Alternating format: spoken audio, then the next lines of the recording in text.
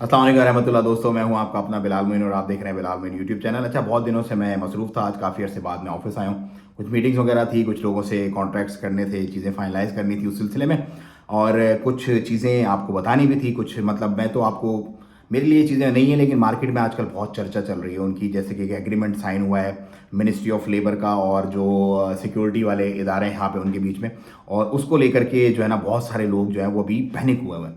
तो ये कोई नई बात नहीं है। अगर आप मेरी वीडियोस पहले उठा के देखेंगे, पिछले 6 महीने से मैं आप लोगों को बता रहा हूँ फ्यूचरिस्टिक अप्रोच के तहत। आप मेरी वीडियोस आके देखें कि जहां पर आसानी होती है उसके साथ साथ मुश्किलात पैदा की जाती हैं उन लोगों के लिए जो इलीगली काम करते हैं। जो लीगल हैं, सीधे साधे हैं, सच्चे हैं, उनको कोई प्रॉब्लम नहीं है। आज़ाद वीज़ा का आपने मेरी वीडियोस देखी होंगी। हर वीज़ा में आपको मैं मना करता हूँ, आज़ाद वीज़ा पर कोई ना है, आपका कोई फ्यूचर नहीं है। और अब वो काम मजीद आपके गले में पड़ने वाला है। मजीद परेशानियां आपको आज़ाद वीज़े वालों को, सिर्फ और सिर्फ आज़ाद वीज़े वालों को वो परेशानियां मजीद होने वाली हैं। जो कारोबार के वीज़ा पर आए, बिजनेस वीज़ा पर, जैसे हम जो लोगों को लेके आए, उनके लिए कोई मसला, कोई परेशानी नहीं है। They are all set. क्यों? क्योंकि वो बिजनेस वीज़ा पर थ्रू प्रॉपर चैनल आए, यहां पर बिजनेस करेंगे अपना वो लोग। लेकिन आज़ाद वीज़ा क्या होता है, मैं आपको थोड़ा सा डिफाइन कर दूं, थोड़ा गाइड कर दूं नए देखने वालों को। वैसे तो लोग जानते हैं। लेट से मिसाल के तौर पर मैं आपको बताता हूं। जैसे हमारे पास बहुत सारे लोग आते हैं, क्लाइंट आते हैं दुबई वगैरह से स्पेशली, जो आते हैं बोलते हैं यार हमें कंपनी तो बनवा दो, लेकिन कंपनी पे हमको 20 वीज़े निकलवा दो। वो क्या करते हैं, कंपनी की एक अमाउंट दी, 20 वीज़े निकलवा। वो 20 वीज़े उन 20 मासूम लोगों को वो पकड़ते हैं, पाकिस्तान में, इंडिया में, बांग्लादेश में, जहां से भी उनको मिलते हैं। उन 20 मासूम लोगों को वो एक बड़ी अमाउंट लेकर के वो आज़ाद वीज़ा भेज देते हैं कि भाई तुम बस, हम तुमको वीज़ा दे देंगे, फिर तुम कुछ तो एग्रीमेंट वगैरह भी कर लेते हैं उनसे, और उनको अपने झांसे में ला के उनको अच्छी खासी अमाउंट लेके भेज। अब मैं आपको सिंपल लॉजिक बताता हूँ। 20 वीजे निकलने पर जो अमाउंट खर्च होती है, मैं सिंपल मैथ आपको बताऊं और समझो इस बात को, इसको पाकिस्तानियों स्पेशली तुम समझो, क्योंकि ज्यादा, सबसे ज्यादा जो खज्जल हो रहे हैं, जलील हो रहे हैं ना यहाँ पर आजाद वीजा वाले, वो पाकिस्तानी। सबसे बड़ी तादाद पाकिस्तानियों की, दूसरे नंबर पर बांग्लादेशियों की है। तो आजाद वीजा कभी मत लेना किसी से, कभी भी मत खरीदना। जीरो वैल्यू है आपकी, 0.2% की वैल्यू भी नहीं है आजाद वीजा की। क्या होगा, 20 वीजे खरीदे, 20 वीजे की जो खर्चा आएगा ना, खर्चा 210 रियाल आप लगाओ। लेट से एक मिसाल है, 210 रियाल आप लगाओ। ओमानी की जो कंपनी होती है उस पर तो क्लीनिंग विलीनिंग वाले को वैसे ही 120 रियाल में मिल जाता है वो, लेकिन 210 रियाल लगाओ। 20 वीजे कितने बन गए, तकरीबन 4000 कुछ रियाल के बन गए। ठीक है, 4000 कुछ रियाल के वीजे अगर आपने 600 रियाल का भी एक बेच दिया तो 12,000 रियाल के बिकेंगे। 8,000 रियाल बैठे बिठाए जेब के अंदर पैसे आ गए। बाकी बंदे आएंगे यहाँ पे तो खज्जल होंगे, काम वाम उनको मिलेगा नहीं, कोई काम रखेगा भी नहीं। मुझे ज़रूरत है लोगों की, लेकिन मैं उन आज़ाद वीज़े वालों को नहीं रख सकता। क्यों? क्योंकि उनकी कंपनी दूसरी है, हमारी कंपनी दूसरी है। एग्रीमेंट अगर नहीं होगा बीच में, और उनको अपने अरबाबों का ही नहीं पता, उनको ये नहीं पता उनके मालिक कौन है, उनके कफील कौन है यहाँ पर, तो इसलिए कोई फ्यूचर नहीं है। आज़ाद वीज़ा पे हरगिज मत आना। सिर्फ और सिर्फ बिजनेस वीज़ा पर सल्तनत ऑफ ओमान में आपने आना है। बहुत सारे बच्चे, माओ के लाल मैंने रुलते हुए यहाँ पे देखे हैं।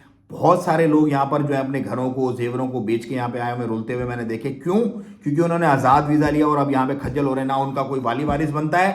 खुदा ना खास्ता, अल्लाह बस माफ़ फरमाए, बोलना नहीं चाहिए, लेकिन कुछ ऐसे होते हैं बेचारे मर जाते हैं यहाँ पर, उनकी लाश उठाने वाला कोई नहीं होता, क्योंकि उनके अरबाब कफील का ही नहीं पता होता। फिर जो है वो उसको ट्रैक आउट करके चीज़ों को निकलवाया जाता है। तो आपने सल्तनत ओमान में आना है, बेस्ट टाइम है आपके पास सल्तनत ओमान में आने का। सिर्फ और सिर्फ बिजनेस वीज़ा पर, जो हम तरतीब आपको करके देते हैं, बिजनेस वीज़ा पर आपने आना है। बिजनेस वीज़ा क्या होता है, आपकी अपनी नाम से 100% ओन आपकी कंपनी बनती है। उस कंपनी पे आपका अपना वीज़ा निकलता है बिजनेस पार्टनर का। उस वीज़े पे आप यहाँ पे आते हो, ना तो आपका कोई ओमानी कफील होता है, ना ही कोई अरबाब होता है, कोई नहीं होता। आप खुद अपने 100% मालिक होते हो। आप चेकबुक साइन करते हो, आपके नाम पे 100% पेपर्स के अंदर सारे नाम आपके होते हैं। आप वीज़े निकलवाते हो, आप अपने कारोबार के खुद मालिक होते हो। तो ये डिफरेंस समझो आज़ाद वीज़ा के बीच में और बिजनेस वीज़ा के बीच में। तो आज़ाद वीज़ा बेचने वाले बहुत सारे लोग मेरी वीडियो से बहुत परेशान हैं, और वो मुझे बहुत, मतलब वो लान तैन भी करते हैं कि यार ये क्या हो गया, हमारा तो धंधा ही ठप कर रहा है बंदा ये।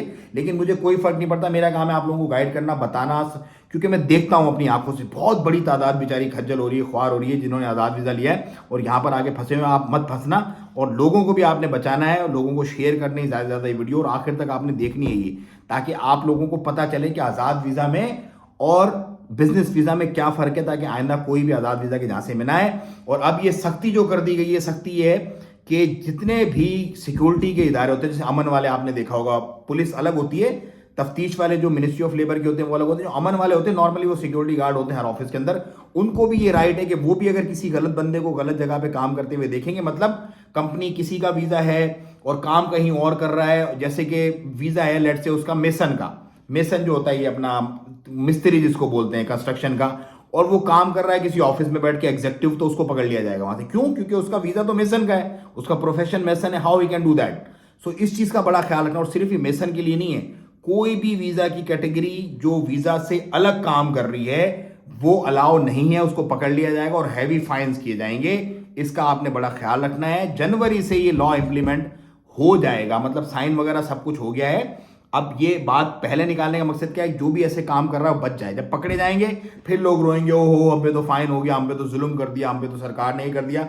सरकार ने आपको पहले बता दिया, सरकार गलत नहीं, आप अगर करोगे गलती तो आप गलत हो, आपका मसला होगा, आपको परेशानी होगी, फिर आपके कोई धनी साई नहीं बनेगा, आपके ऊपर कोई हाथ नहीं डालेगा और आपको अपने वो फाइन्स खुद भरने पड़ेंगे और हो सकता है आपको डिपोर्ट भी कर दिया जाए। तो भाइयों, सिर्फ और सिर्फ बिजनेस वीजा पर सल्तनत ऑफ ओमान में आओ, आजाद वीजा पर मत आओ। हरगिज भी आजाद वीजा मत खरीदो किसी भी बंदे से, ताकि आपका फ्यूचर और आपके बच्चों का फ्यूचर सल्तनत ऑफ ओमान में सिक्योर रहे और आप अपनी खुददारी और खुद मुख्तियारी के साथ जो भी अपने काम करना चाहो सल्तनत ऑफ ओमान में वो करो। मेरा काम है आपको गाइड करना। इस गाइड करने के पीछे बहुत सारी चीजें, बहुत सारे लोगों की जो है वो मतलब मेरे पीछे वो लग गए, क्योंकि हर दूसरा बंदा आजाद वीजा बेच रहा है यहाँ पे। इजी बिजनेस है ना, 4,000 खर्चा 12,000 कमाई, तो हर बंदा ये कर रहा है यहाँ पर। लेकिन आपने इन झांसों में फंसना नहीं है, आपने कंपनी बनवानी है अपनी 100% ओन, और उस कंपनी के वीजा पर सल्तनत ओमान में आना है। अदरवाइज मत आओ, क्योंकि आपका आज़ाद वीजा पर कोई फ्यूचर नहीं है। मेरा काम है आपको बताना, समझाना और भाइयों की तरह गाइड करना। मुझे तो इजाज़त, दुआओं की दरखास्त। अस्सलाम वालेकुम रहमतुल्लाहि व तआला व बरकातहू।